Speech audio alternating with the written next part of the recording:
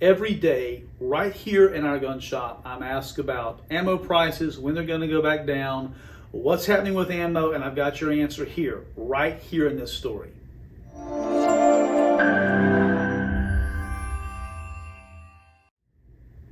So I don't typically read a bunch on the channel.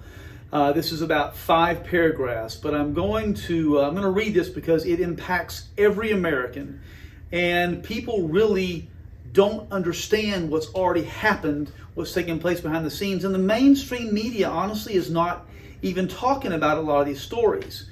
So U.S. Steel, Pittsburgh steel producer that played a key role in the nation's founding and industrialization, is being acquired by Nippon Steel in an all-cash deal valued at $14.1 billion. Now, this is steel, but I'm going to tie it together with ammo in just a minute so you understand what's happening in the United States. This transaction is worth about $14.9 billion, with including the assumption of debt.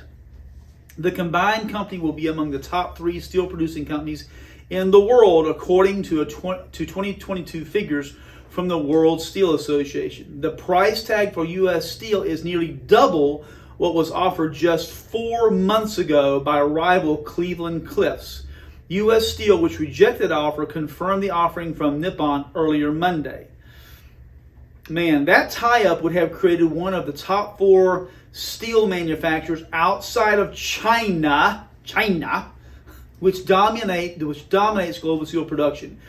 U.S. Steel executives were asked about the potential pushback from U.S. regulators over security concerns on Monday. Now, this last 2 paragraphs. This is going to increase competition here in the United States, with a great ally to the United States, answered U.S. Steel CEO David Burritt. It's a great fit, and we do not see that as a high-level risk factor. We say low risk factor. U.S. Steel will keep its name and headquartered in Pittsburgh, where it's now founded in 1901 by J.P. Morgan and Andrew Carnegie.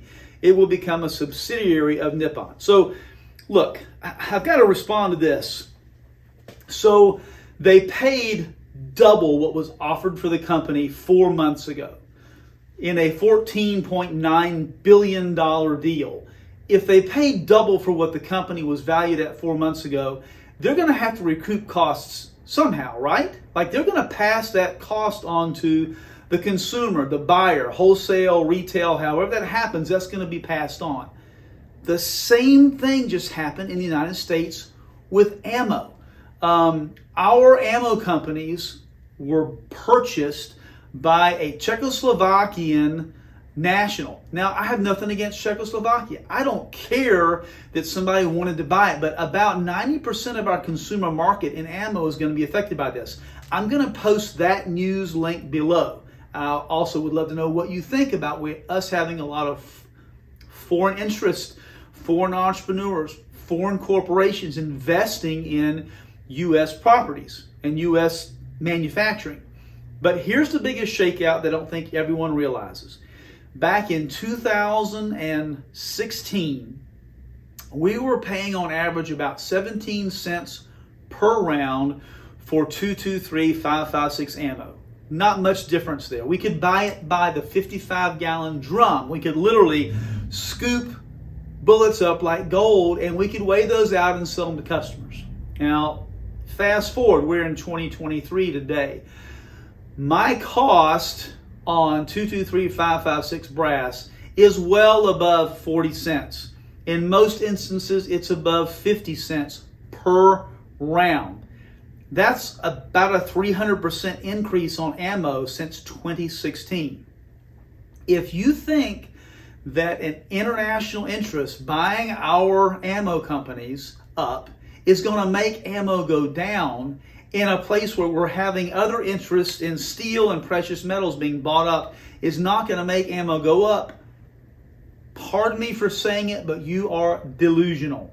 We're also heading into a 2024 very contested presidential race where I'm sure more of our Second Amendment rights are going to be used as a bartering tool across the table for all these, political wannabes. So if you are wondering if ammo is going to go up, if you're wondering what's going to happen to the cost of all the things that affect yours and my Second Amendment, I'd be betting heavily on the fact that ammo is probably not going down again unless we get somebody else in the White House who's pro-Second Amendment. Look, folks, the news stories are there. Look them up. I'll post this link below. I'll post a link to the American ammo buyout below. Read it for yourself. And we're all going to be affected. Hey, please, it helps the channel. It helps us. It helps the analytics. Ask a question. Like and subscribe. We want to keep continuing to bring you as good a content as we possibly can. Thanks.